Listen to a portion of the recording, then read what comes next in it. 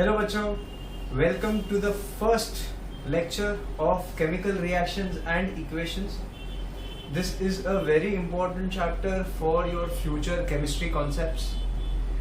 इस चैप्टर में we will be discussing how chemical reactions go forward, how to identify कि क्या ये chemical reaction है या नहीं, और different methods to identify chemical reactions.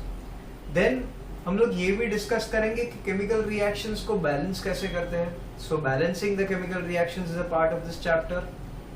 And उसके बाद we will discuss a few different types of chemical reaction. तो बेसिक कुछ 4-5 टाइप है जो हम लोग इस चैप्टर में डिस्कस करेंगे. So before we move on to learn how to write chemical equations और केमिकल इक्वेशंस को बैलेंस कैसे करते हैं, we need to have a fundamental concept called how to write the formulas.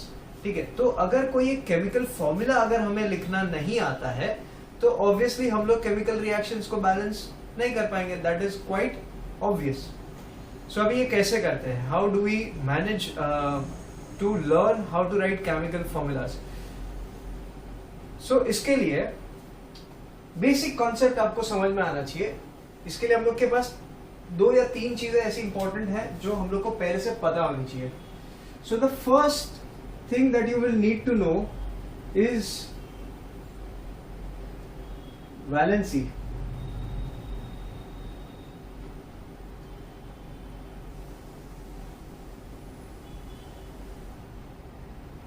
ठीक है, सबसे पहली चीज कोई भी एटम का आपको वैलेंसी पता होना चाहिए. कोई भी एलिमेंट का आपको बेसिक वैलेंसी पता होना चाहिए. If you know the valency, आपका आधा गेम इजी हो जाता है. ठीक है, it is very easy. Then second चीज जो आपको पता होनी चाहिए वो है उसका electronic configuration. So basically electronic configuration अगर आपको पता है तो वैलेंसी पता हो जाती है. But then in sometimes in some cases you need to know the electronic configuration also.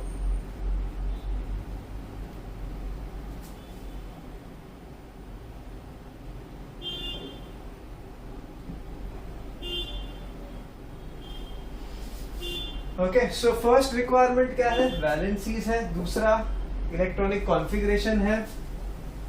Third basic difference between an atom and ion. Atom and ion.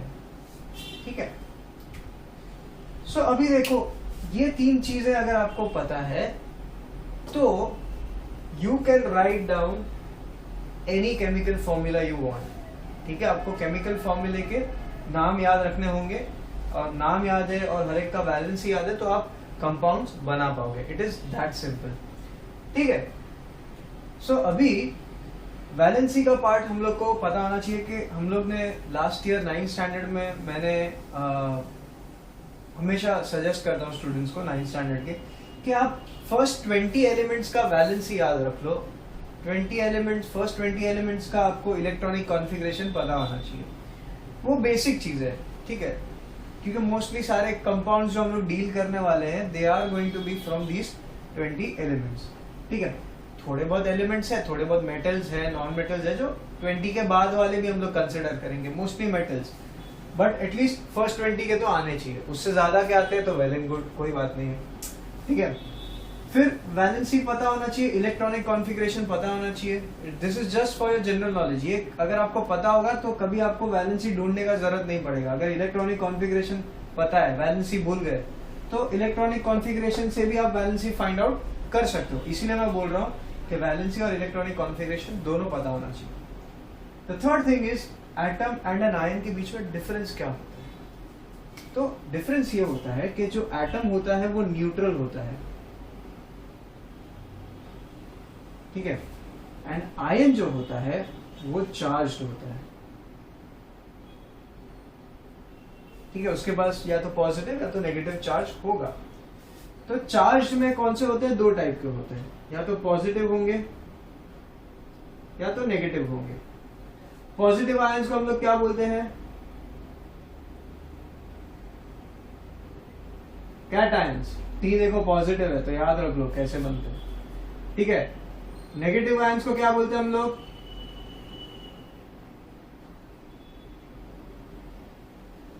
Anions. तो देखो यहाँ पे A का माइनस साइन, यहाँ पे T का minus sign, ठीक है।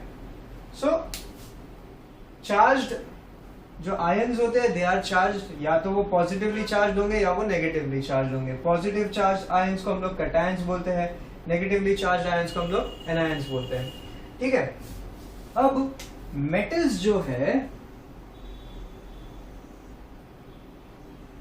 मेटल्स जो है वो हमेशा डोनेट इलेक्ट्रॉन्स करते हैं। मेटल्स क्या करते हैं?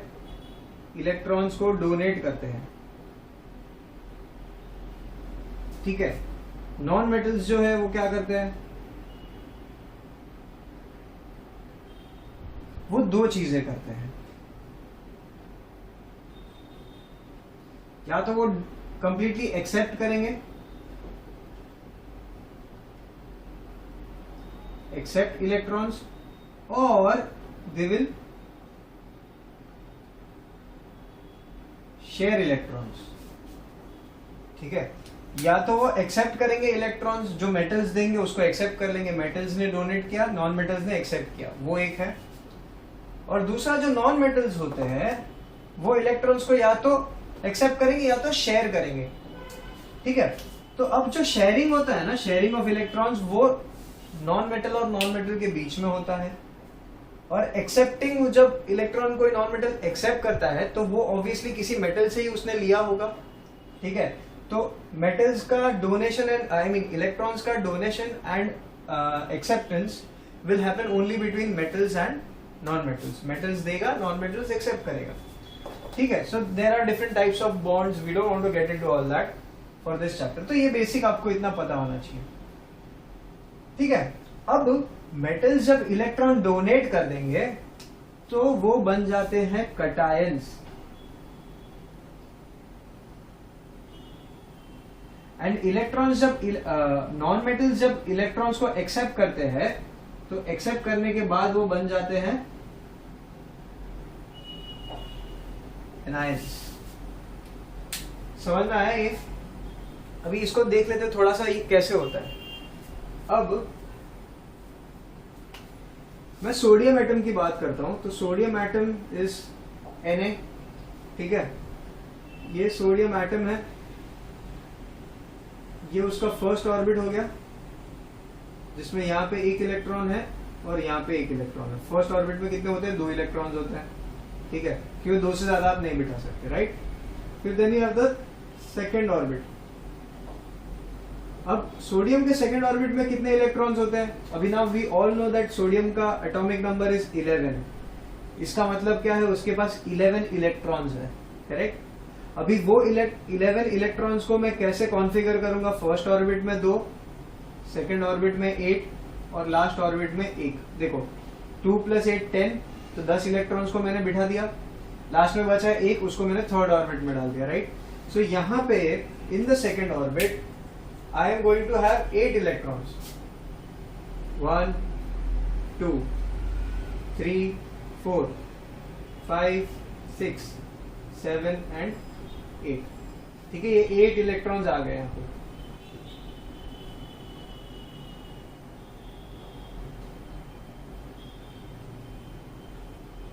एंड अभी लास्ट ऑर्बिट बनानी है हम लोग को, जिसमें सिर्फ एक ही इलेक्ट्रॉन होगा। तो लास्ट ऑर्बिट ये रही मेरी, एंड इसके अंदर कितना इलेक्ट्रॉन होगा? सिर्फ एक ही इलेक्ट्रॉन होगा, ठीक है। अब सोडियम मेटल को एक स्टेबल इलेक्ट्रॉनिक कॉन्फ़िगरेशन अगर अचीव करना है, now what do I mean by stable electronic configuration? Stable electronic configuration मतलब उसकी आउटर मोस्ट शेल में 8 इलेक्ट्रॉन्स होने चाहिए, तभी वो आउटर मोस्ट शेल स्टेबल होगा, तभी मैं इसको बोलूंगा कि it has a stable electronic configuration. तो अब for sodium to achieve stable electronic configuration उसको क्या करना पड़ेगा?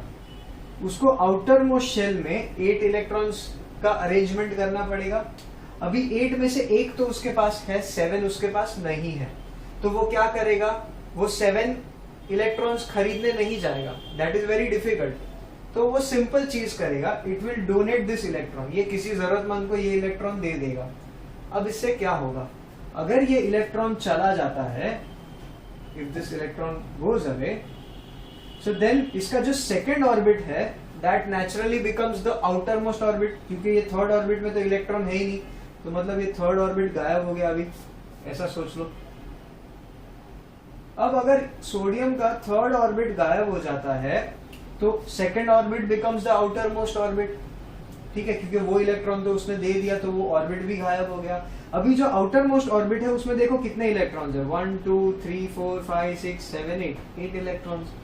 तो क्या इसने स्टेबल इलेक्ट्रॉनिक कॉन्फ़िगरेशन अचीव कर लिया? हाँ, अचीव कर लिया, बट इसमें एक और चीज भी हो जाएगा। अब सोडियम के पास 11 इलेक्ट्रॉन्स थे तो 11 प्रोटॉन्स भी तो थे, करेक्ट। 11 इसके पास ये क्या है, इलेक्ट्रॉन्स है, तो 11 इसके पास प्रोटॉन्स भी है जो कि पॉजिटिवली चार्ज्ड है। तो अभी वो 11 प्रोटॉन्स कहाँ पे है, यहाँ पे है 11 प्रोटॉन्स, ठीक है, और बाहर उसके पास इलेक्ट्रॉन्स कितने हैं, सिर्फ 10 है।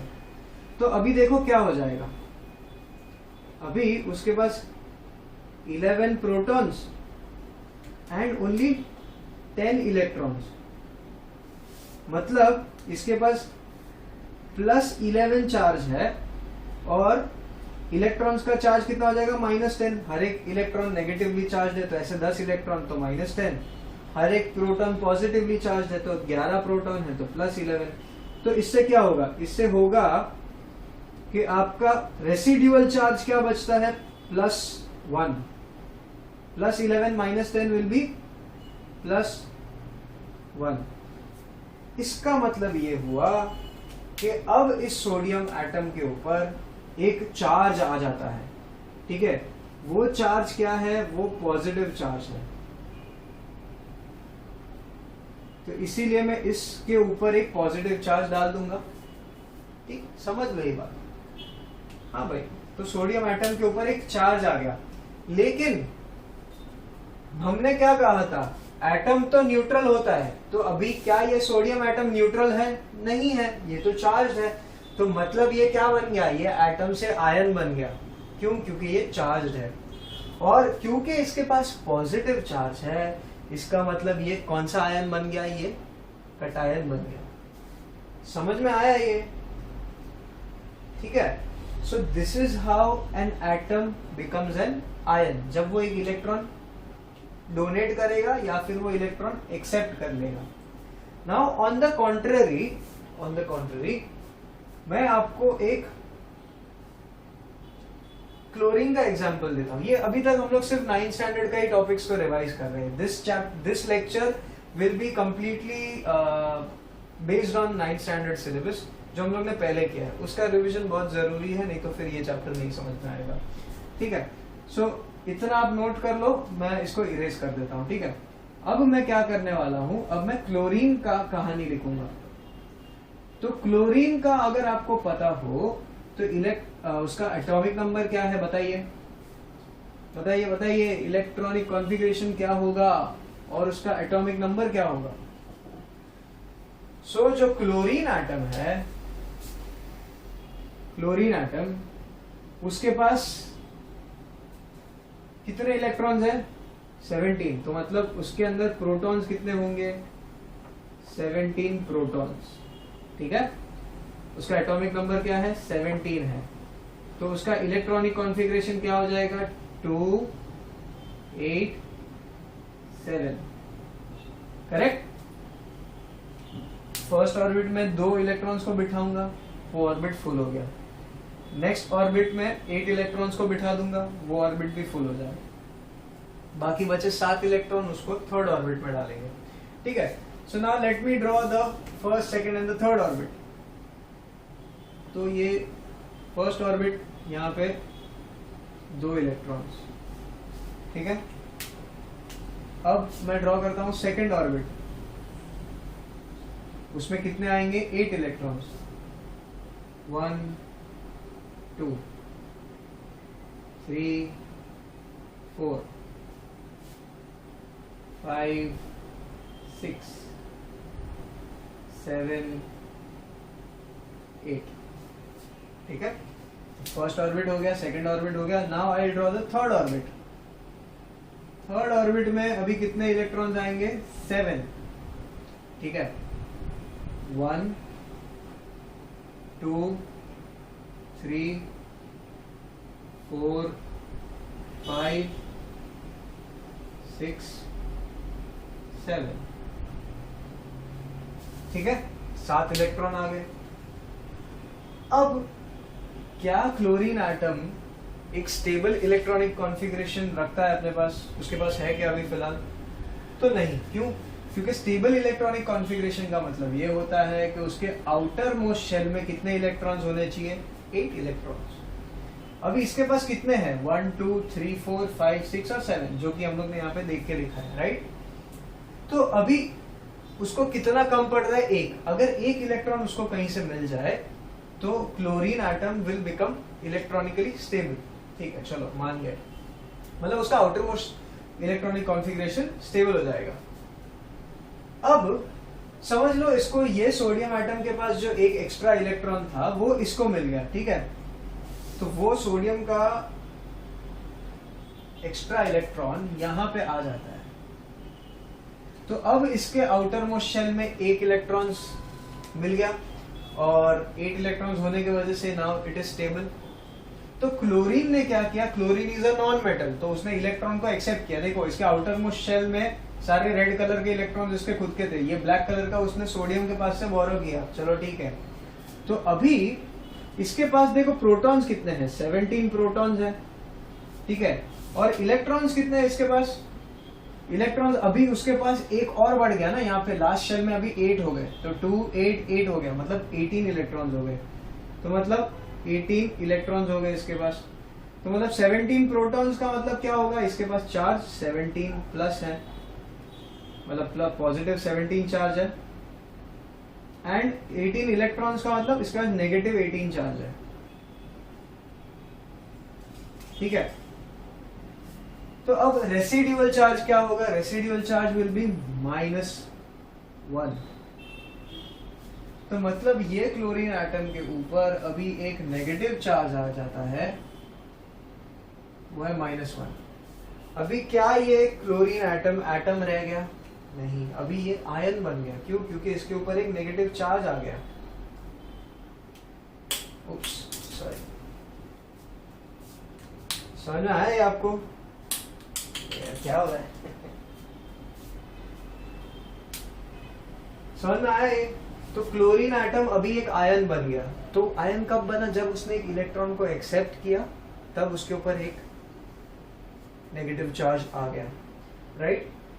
तो अभी this is a chlorine ion, this is a sodium ion, this is a sodium cation, this is a chlorine anion.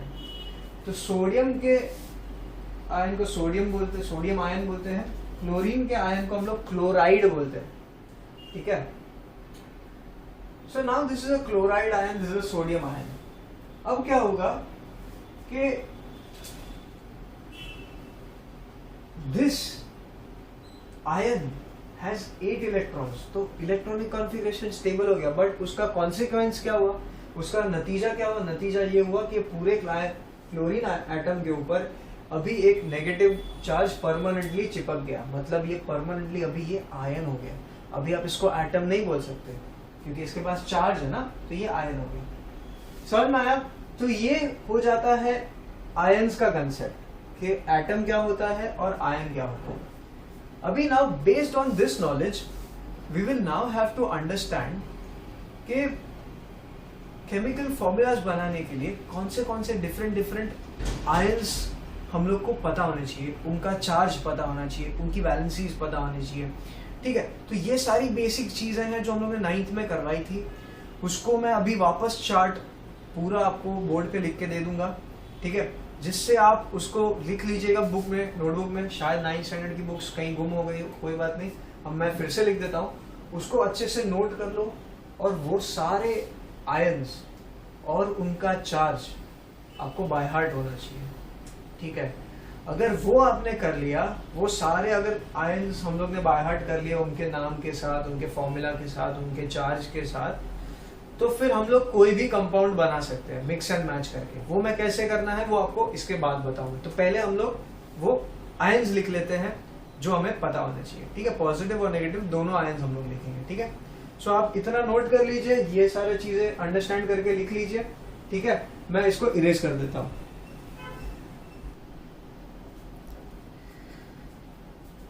सो बच्चों, फॉर 10th स्टैंडर्ड सिलेबस अभी तक के लिए, for state board 10th standard, you need to know these many positive ions. अभी ये positive ions इतने सारे sir याद कैसे करें? It is very simple. मैंने आपके लिए इनको क्लासिफाई कर दिया है। पॉजिटिव आयंस को मैंने 4 पार्ट में क्लासिफाई किया है, मोनोवैलेंट, डाईवैलेंट, ट्राईवैलेंट और टेट्रावैलेंट। मतलब जिन आयंस का वैलेंसी 1 है, +1 चार्ज आएगा, वो सारे मोनोवैलेंट। जिन सारे आयंस का चार्ज +2 होगा उनको मैं डाईवैलेंट आयंस बोलूंगा। जिनका चार्ज +3 होगा उनको ट्राईवैलेंट, और जिनका चार्ज +4 होगा उसको टेट्रावैलेंट बोलूंगा, ठीक है। इतने आयंस का आपको लिस्ट याद रखना है। ये 4 क्लासिफिकेशन है, mono, di, tri and tetra, ठीक है, 4। अब मोनोवैलेंट आयंस कौन से हैं? अमोनियम आयन, ठीक है। ये हम लोग भी लास्ट ईयर शायद पढ़ा हुआ, I am not too sure though. NH4+ is ammonium ion. Ammonia का फॉर्मूला क्या है? अमोनिया इज NH3, लेकिन वो एक एटम, आई मीन लाइक एक मॉलिक्यूल है जिसके ऊपर कोई चार्ज नहीं है। अभी इसके अंदर जब मैं एक हाइड्रोजन आयन को ऐड कर दूंगा ना, तो ये क्या बन जाएगा? ये हाइड्रोजन इसमें ऐड हो जाएगा, तो ये NH4 हो जाएगा। लेकिन इसका जो पॉजिटिव चार्ज है ये पूरे मॉलिक्यूल के ऊपर आ जाएगा, तो ये पूरा मॉलिक्यूल पॉजिटिवली चार्ज है, इसीलिए मैं इसको अमोनियम बोलता हूं। अमोनिया का ये अमोनियम हो जाता है, ठीक है। Just for you to understand, ठीक है। अब इसके बाद what is the next ion that we have? What is the next ion that we have? We have gold. Gold का नाम है ऑरम, ठीक है। तो मैंने ऑरम नहीं लिखा, मैंने और अस लिखा है। अभी जहां पे भी कोई भी एलिमेंट के नाम में अगर आपको अस या इक लास्ट में अगर आपको सुनाई देता है, OUS या IC, तो ये याद रख लेना कि अगर अस या यहाँ पे इक, जैसे कि यहाँ पे दिख रहा है ना, क्यूप्रिक लिखा है, अस या इक अगर आपको दिख गया तो मतलब समझ जाओ कि उस मेटल का 2 वैलेंसी है या 2 से ज्यादा भी हो सकता है, ठीक है। तो जो सबसे लोएस्ट वैलेंसी है उसको हम लोग अस बोलते हैं, एंड जो सबसे हाईएस्ट वैलेंसी है उसको हम लोग इक बोलते हैं, ठीक है। तो गोल्ड का 2 वैलेंसी है, तो पहला वैलेंसी क्या है? +1, तो इसीलिए Au+ को मैं और रस बोलता हूं, अस। अस मतलब लेस, ठीक है। एंड और इक का देखो वैलेंसी 3+ है, मतलब गोल्ड का सबसे highest valency is 3+, lowest valency is 1+। तो इसीलिए और अस जब मैं लिखता हूं तो उसका लोअर वैलेंसी क्या है? +1 है, तो उस +1 वाले वैलेंसी को मैं और अस बोलूंगा। और जो सबसे हाईएस्ट वैलेंसी है जो कि +3 है उसका, तो +3 वाले वैलेंसी वाले आयन को मैं ऑरिक आयन बोलूंगा। क्या बोलूंगा? ऑरिक, ठीक है। Then similarly you have argentous. तो सिल्वर का एक वैलेंसी है Ag+1 और सिल्वर का दूसरा वैलेंसी है Ag+2, तो 2 अलग अलग वैलेंसी है, ठीक है। अब आप बोलोगे कि सर हम लोग ने अभी तक हर एक एटम का एक ही वैलेंसी होता है, ऐसा ही पढ़ा है, तो यहाँ पे सर मल्टीपल वैलेंसीज कैसे आते हैं? तो देखो कुछ ऐसा होता है कि कोई मेटल्स जैसे कि आयरन हो गया, गोल्ड हो गया, सिल्वर हो गया, प्लैटिनम हो गया, लेड हो गया, ये सब आपके ट्रांजिशन मेटल्स है, ठीक है। जो हम लोग ने देखा था ना पीरियोडिक टेबल में, रो नंबर 3 से लेके 12 तक जो एलिमेंट्स है उनको ट्रांजिशन मेटल्स बोला गया है। So these elements are your transition metals, और इनका ट्रांजिशन मेटल्स इसीलिए नाम दिया गया है क्योंकि इनका मोर देन 1 वैलेंसीज पॉसिबल है, ठीक है। सो मोर देन 1 वैलेंसी है, इसीलिए they are known as transition metals. कि कभी कभी वो 1 इलेक्ट्रॉन देगा, कभी कभी उसका मूड हुआ तो 1 से ज्यादा भी देगा, 2 देगा या कभी 3 देगा, वी डोंट नो। तो जितना इलेक्ट्रॉन्स वो डोनेट करेगा उतना उसका वैलेंसी हो जाएगा, उतना उसके ऊपर चार्ज डेवलप हो जाएगा। So that is why there are certain metals which donate more than 1 electron, मतलब इन डिफरेंट केसेस, मतलब कोई एक केस में 1 इलेक्ट्रॉन डोनेट करेगा and in certain cases they will donate more than 1। तो हर एक केस में अलग अलग वैलेंसी होगा ना उसका। तो जिनका वैलेंसीज अलग होता है दे आर ट्रांजिशन मेटल्स, ठीक है। तो देखो लोअर वैलेंसी, सिल्वर की 2 वैलेंसी पॉसिबल है, +1 और +2। तो हायर वैलेंसी कौन है, +2 है, तो उसको मैं अर्जेंटिक बोलूंगा। लोअर वैलेंसी क्या है, +1, तो उसको मैं अर्जेंटस बोलूंगा, ठीक है। अभी कॉपर का भी 2 वैलेंसी पॉसिबल है, ठीक है, 1 और 2, तो Cu+1 और Cu+2, ठीक है। तो Cu2+ जो है यहाँ पे that is the higher valency, तो उसको मैं क्यूप्रिक बोलूंगा। एंड जो लोअर वैलेंसी है उसको मैं क्यूरस बोलूंगा। देखो याद रखो, हायर वैलेंसी के साथ इक लगाओगे, लोअर वैलेंसी के साथ अस लगाओगे, ठीक है। Hydrogen H+, lithium Li+, sodium, potassium and mercurous. Mercurous मतलब मर्क्यूरी का 2 वैलेंसी है, एक है +1, तो उसको मैंने मर्क्यूरस बोला है, ठीक है। दूसरा क्या है, मर्क्यूरिक, दैट इज Hg+2, तो +2 इज द हायर वैलेंसी, तो उसको मैं मर्क्यूरिक बोलूंगा। लोअर वैलेंसी इज Hg+, तो उसको मैं +1, इसको मैं मर्क्यूरस बोलूंगा। Excuse me, sorry. अभी डायवैलेंट पॉजिटिव आयंस देख लेते हैं। बेरियम का वैलेंसी इज +2, तो उसको Ba+2 हो जाता है। कैल्शियम का 2 वैलेंसी है, तो Ca+2। सिल्वर का 2 वैलेंसी हो सकता है, +1 और +2, तो +2 वाले को हम लोग अर्जेंटिक बोलेंगे। क्यूप्रस, कॉपर का भी 2 वैलेंसी है, +1 एंड +2, तो +2 इज क्यूप्रिक, ठीक है।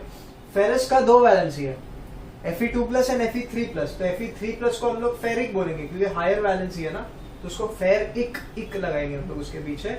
लोअर वैलेंसी Fe2+, तो उसको फेरस बोलेंगे हम लोग, ठीक है। मैग्नीशियम Mg2+, मैंगनीज Mn2+, निकल Ni2+, मर्क्यूरिक Hg2+। अभी मर्क्यूरिक का एक और है, दैट इज मर्क्यूरस, ठीक है, ये वाला हम लोग ने अभी देखा। प्लम्बस, ठीक है, प्लम्बस का वैलेंसी क्या है, मतलब प्लम्बस मतलब लेड, ठीक है। लेड का 2 वैलेंसी है, एक है +2 और दूसरा है +4, तो +4 हायर वैलेंसी है, तो इसको मैं प्लम्बिक बुलाऊंगा। +2 लोअर वैलेंसी है, तो उसको मैं प्लम्बस बुलाऊंगा, ठीक है। प्लैटिनम का क्या है, platinous and platinic. Platinic is +4, platinous is +2। Stannous का क्या है, Sn2+ एंड Sn4+, तो 4+ हायर वैलेंसी हो गया, तो उसको स्टैनिक बुलाऊंगा। +2 लोअर वैलेंसी हो गया, तो उसको मैं stannous बुलाऊंगा। Then you have zinc, that is Zn2+. Then trivalent में you have aluminium Al3+, arsenic As3+, bismuth Bi3+. अभी जो arsenic है, ये है, bismuth है, ये आप ज्यादा यूज नहीं करने वाले हो, बट स्टिल मैंने नॉलेज के लिए लिखा है। फेरिक एंड क्रोमियम, ये यूज होगा, ये यूज होगा, ठीक है, ये सब तो बहुत कॉमन है।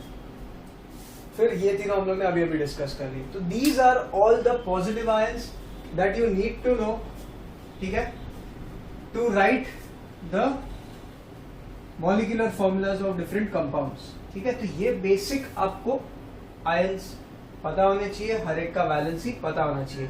देखो जिनके मोर देन 2 वैलेंसीज है ना, उनको मैंने रेड में लिखा है, और जिनका सिर्फ एक ही वैलेंसी है, सिंगल, उसको मैंने डार्क ब्लैक में ही लिखा है। तो this is how you can identify. तो आप जब इसको लिखोगे, ठीक है, वीडियो को पॉज कर लेना, लिखना, तो try and right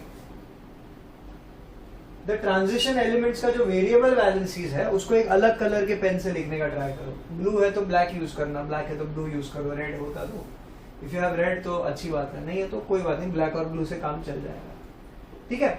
so now we are going to write the negative ions, और उसका लिस्ट भी काफी बड़ा है, सो उसको भी मैं मोनो, डाई, ट्राई, टेट्रा में क्लासिफाई कर सकता हूं। So I want you to pause this, इसको लिख लो, मैं नेगेटिव आयंस लिख के देता हूं आपको।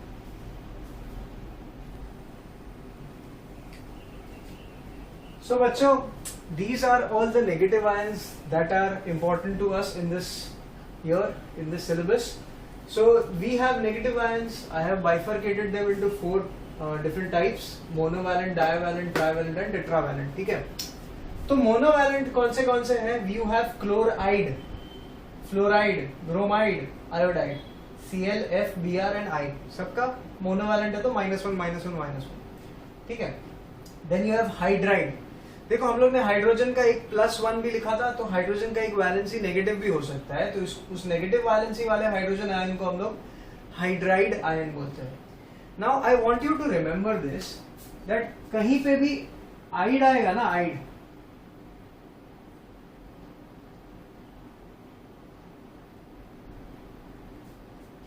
It means no oxygen attached. तो देखो ब्रोमाइड, यहां पे कहीं पे ऑक्सीजन है? नहीं, ठीक है। आयोडाइड नहीं है, नहीं है, correct. Fluoride, so no oxygen attached. अभी हाइड्रोक्साइड का ऑक्साइड अगर आ गया तो उसमें ऐसा नहीं है कि ऑक्सीजन, ऑक्साइड है तो फिर उसमें आईडी आया तो मतलब ऑक्सीजन नहीं होना चाहिए, ऐसा नहीं। ऑक्साइड है तो मतलब ऑक्सीजन कंफर्म होगा। So now this is hydro oxide, तो उसका OH-। अब ये देखो आता कैसे है ये वैलेंसी। ऑक्सीजन का वैलेंसी हम लोग को पता है 2- है, हाइड्रोजन का वैलेंसी पता है +1 है। अभी ये दोनों को मैं ऐड कर देता हूं तो OH बन जाएगा, राइट। इसका +2, इसका -2 एंड इसका +1, कितना हो जाएगा? -1। तो OH का, हाइड्रोक्साइड आयन का ओवरऑल चार्ज कितना है? -1। तो ये हाइड्रोक्साइड चार्ज, हाइड्रोक्साइड आयन का ओवरऑल चार्ज है, ठीक है। ऐसा नहीं कि हाइड्रोजन के ऊपर -1 लिखा है मतलब H-1 है, नहीं, दैट इज नॉट ट्रू। ये पूरे मॉलिक्यूल या पूरे आयन का चार्ज है, ठीक है, दोनों का मिला के, ठीक है। इट इज नॉट इंडिविजुअल, ठीक है। So now see you have bicarbonate. अभी बाइकार्बोनेट का चार्ज आप कैसे वेरीफाई करोगे? कैसे, मतलब कैसे पता चलता है कि क्या होगा? तो देखो इसको सॉल्व करने का एक सिंपल तरीका है।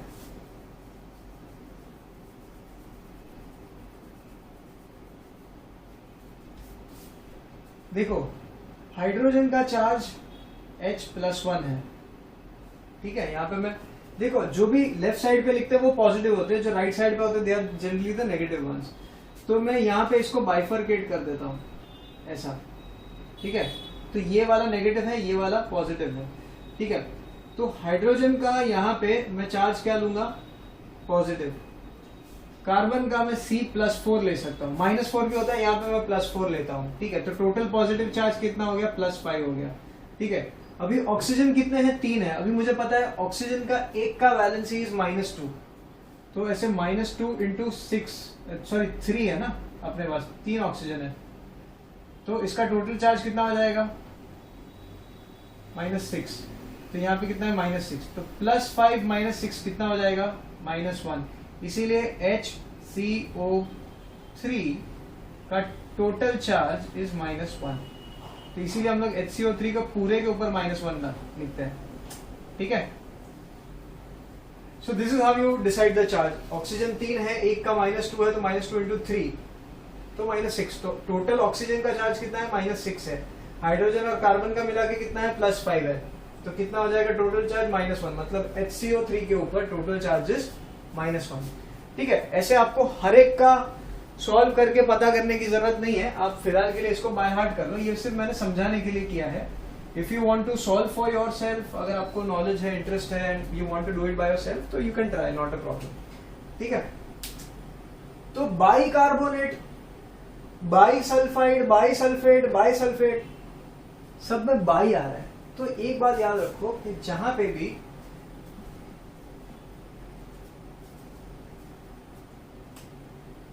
पे भी आपको बाई वर्ड आएगा ना, बाई, तो मतलब समझ जाना वहां पे हाइड्रोजन है ही है। बाई मतलब हाइड्रोजन होगा ही वहां पे, ठीक है। तो अभी देखो बाई कार्बोनेट, तो कार्बोनेट आयन क्या है? CO3 है, ठीक है, लेकिन उसके अंदर हाइड्रोजन ऐड किया है, तो इसीलिए उसको बाई कार्बोनेट बोलते हैं। तो बाई कार्बोनेट, अभी देखो कार्बोनेट क्या है? CO3 2-, that is a divalent. तो carbonate is CO3 2-। Bicarbonate में हाइड्रोजन है, तो देखो हाइड्रोजन का H+1 और कार्बोनेट का 2-। तो ये दोनों को ऐड करूंगा तो मेरे को क्या मिलेगा? HCO3 मिलेगा, करेक्ट। इसका +1 -2, टोटल चार्ज क्या हो जाएगा -1, इसीलिए HCO3 का चार्ज क्या होता है -1। मैंने इंडिविजुअली भी करके बताया और दो टर्म्स को ऐड करके भी बताया, हाइड्रोजन और कार्बोनेट को, ठीक है।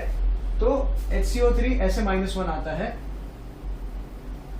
तो देखो carbonate is CO3 2-, bicarbonate में एक हाइड्रोजन पॉजिटिव इसमें ऐड करना है, तो हाइड्रोजन पॉजिटिव ऐड करने से ये -2 का -1 हो जाएगा, एक +1 में यहाँ पे ऐड करूंगा और हाइड्रोजन लिख दूंगा, तो ये HCO3 -1 हो जाएगा। Now you have by sulphide. अभी देखो वापस आ गया आपका आइड, मतलब यहां पे कोई भी ऑक्सीजन नहीं है, ठीक है। देखो आइड, यहां पे भी देखो आइड, कोई ऑक्सीजन है नहीं है, समझ में आया ये। तो जब मैं सल्फाइड बोलूंगा तो उसका मतलब S2- आयन होता है, ठीक है। सल्फाइड आयन मतलब उसका वैल्यू क्या होगा S2-। अब बाई सल्फाइड बोलता हूं तो उसमें हाइड्रोजन प्लस पॉजिटिव हाइड्रोजन एक ऐड करना है, तो यहाँ पे H लिखूंगा, S लिखूंगा, 2-1, और यहाँ पे 2- प्लस हाइड्रोजन का +1 चार्ज, तो यहाँ पे +1 ऐड कर दूंगा तो क्या हो जाएगा -1 बचेगा, तो HS -1 is your by sulphide, ठीक है। अब सल्फाइट, अभी IDE नहीं है, ITE है, मतलब ऑक्सीजन आ सकता है, तो सल्फाइट का क्या है SO3 2-। अब इसमें बाई सल्फाइट बोलूंगा तो मतलब यहाँ पे हाइड्रोजन और यहाँ पे +1 करना पड़ेगा, तो HSO3, ये -2 + 1 विल बी -1, तो देखो HSO3 को मैं बाई सल्फाइट बोलता हूं, sulphite SO3 2-, by sulphite HSO3 1-। अब सल्फेट की बात करता हूं, तो sulphate is SO4 2-, by sulphate क्या हो जाएगा HSO4, यहाँ पे -2 के साथ एक +1 ऐड करना पड़ेगा, तो -1 हो जाएगा, तो HSO4 -1, समझ में आया। अब एक छोटी सी और कहानी इसमें मुझे दिखती है कि ये 8 आइट और आइड का क्या कहानी है, अभी समझ लो। अगर किधर आपने 8 पढ़ लिया तो मतलब मैक्स ऑक्सीजन कैपेसिटी होता है, मतलब अगर मैं सल्फेट बोलता हूं, यहां पर सल्फेट, तो मतलब सल्फर एटम का मैक्सिमम ऑक्सीजन कैरिंग कैपेसिटी वाले आयन को मैं सल्फेट आयन बुलाऊंगा, कि भाई एक सल्फर, ठीक है, उसका मैक्सिमम कैपेसिटी कितना है ऑक्सीजन कैरी करने का 4, तो SO4 जब होगा तो वो मैक्सिमम कैपेसिटी हुआ, तो उस आयन को मैं सल्फेट बुलाऊंगा, पीछे 8 लगाऊंगा, मैक्सिमम ऑक्सीजन, ठीक है। जब मैं आइट लिखता हूं ITE, इसका मतलब क्या होता है मैक्स ऑक्सीजन -1, तो आपका मैक्सिमम ऑक्सीजन कैरिंग कैपेसिटी में से एक ऑक्सीजन कम वाले आयन को मैं आइट बुलाऊंगा। जैसे कि यहां पे सल्फर का एग्जांपल देखते हैं, सल्फर का मैक्सिमम ऑक्सीजन कैरिंग कैपेसिटी कितना है 4 है, तो अगर मुझे सल्फाइट लिखता हूं तो क्या है मैक्स ऑक्सीजन -1, तो मैक्स ऑक्सीजन कितने हैं 4, उसमें से एक कम कर दूंगा तो कितना हो जाएगा 3, तो सल्फाइट में SO3 हो जाता है, ठीक है। चार्ज उसका वही रहेगा, लेकिन SO3 मतलब SO4 में से एक ऑक्सीजन कम, तो SO3, तो एक SO4 मैक्सिमम है, तो SO3 मैक्सिमम में से 1- हुआ। अगर मैक्सिमम को हम लोग सल्फेट बोलते हैं तो मैक्सिमम -1 को हम लोग सल्फाइट बुलाएंगे, समझ में आया, ठीक है। एंड लास्ट में आइड अगर आ गया तो मतलब नो ऑक्सीजन होता है। नो ऑक्सीजन का मतलब भाई ऑक्सीजन नहीं होगा, सिंपल सी बात है। सल्फाइड अगर मैंने लिख देता हूं सल्फाइड, तो देखो यहाँ पे कोई भी ऑक्सीजन दिख रहा है क्या आपको? नहीं है, मतलब सिर्फ सल्फर एटम। क्लोराइड, यहाँ पे कोई ऑक्सीजन आइटम दिख रहा है? नहीं। लेकिन यहाँ पे देखो क्लोरेट अगर मैंने लिखा है कहीं पे, हाँ देखो क्लोरेट, क्लोरेट मतलब क्लोरीन का मैक्सिमम ऑक्सीजन कैरिंग कैपेसिटी वाले आयन को मैं क्लोरेट बुलाऊंगा। अब क्लोरीन का मैक्सिमम ऑक्सीजन कैरिंग कैपेसिटी कितना है? 3 है, तो उसको मैं क्लोरेट बुलाऊंगा। अभी क्लोराइट करके कुछ होगा तो मतलब उसका मतलब क्या हुआ कि क्लोरीन का maximum oxygen carrying capacity -1 oxygen, तो मैक्सिमम कितना है 3, 3 - 1 करूंगा तो 2, तो ClO2 1- को मैं क्लोराइड बुलाता हूं, और एक भी ऑक्सीजन नहीं चाहिए, आइड, तो मतलब Cl1-। समझ में आया? सेम देखो यहां पे भी आपको देखने मिलेगा फॉस्फेट, फॉस्फाइट और फॉस्फाइड। IDE मतलब नो ऑक्सीजन, 8 मतलब मैक्सिमम जितना ऑक्सीजन उसका उठा सकता है वो, और फॉस्फाइड मतलब मैक्सिमम ऑक्सीजन -1, तो PO यहाँ पे मैक्सिमम ऑक्सीजन PO4 है, O4, तो यहाँ पे 1- मतलब O3 हो जाएगा। समझ में आया ये? तो ये बेसिक कंसेप्ट है, ठीक है, जहां पे आपको ये सारे आयंस को याद रखना है। क्रोमेट हम लोग हमेशा लिखते हैं, डाइक्रोमेट हम लोग यूज करते हैं, पोटेशियम डाइक्रोमेट, पोटेशियम क्रोमेट, ठीक है, ये सब फॉर्मूला हम लोग का आता है। परमैंगनेट कहाँ गया भाई? परमैंगनेट ये रहा, पोटेशियम परमैंगनेट KMnO4, तो MnO4 आता है उसमें, तो याद रखो ये MnO4 का वैलेंसी इज -1, पोटेशियम का इज +1, तो चलो इसी बहाने एक लिख देता हूं। तो मुझे अगर किसी ने बोल दिया कि भाई पोटेशियम परमैंगनेट का फॉर्मूला बता,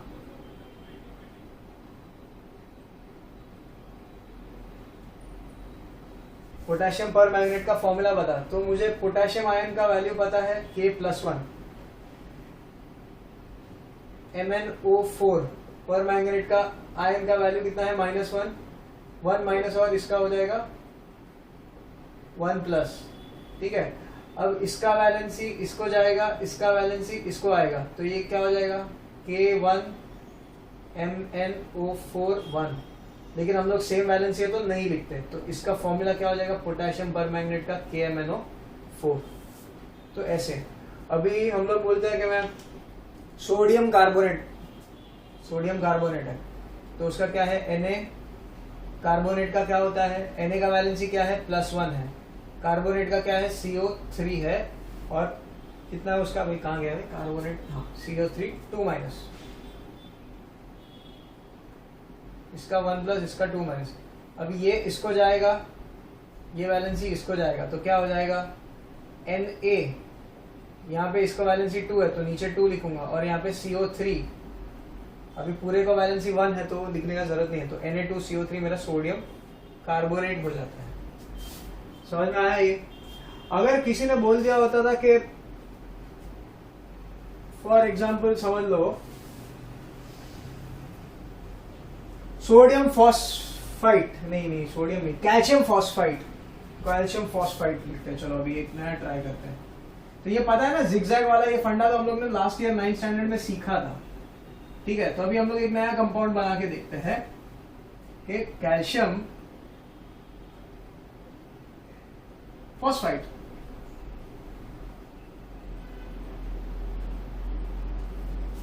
तो कैल्शियम का वैलेंसी क्या है Ca+2 है, ये मुझे पता है।